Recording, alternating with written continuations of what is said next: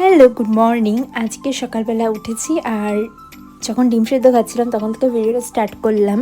আজকে তো রবিবার, তার জন্য সকালে উঠেই গেছিলাম চিকেন আনতে বাজার থেকে, আর এসে ব্রেকফাস্ট করলাম, তারপরে ডিম সেদ্ধ খাওয়ার সময় ভিডিওটা শুরু করলাম। এরপরে দোকানে যাচ্ছিলাম, যাওয়ার সময় বৃষ্টি এসে গেছিলো, তাই একটু ওয়েট করলাম, তারপরে দোকানে চলে গেছিলাম।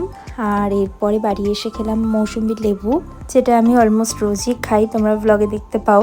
আর এরপর স্নান টান করে নিলাম। বুকু আইপিএল দেখছিল, আমিও দেখছিলাম, আজকে দুপুর থেকে শুরু হয়েছে যেহেতু রবিবার।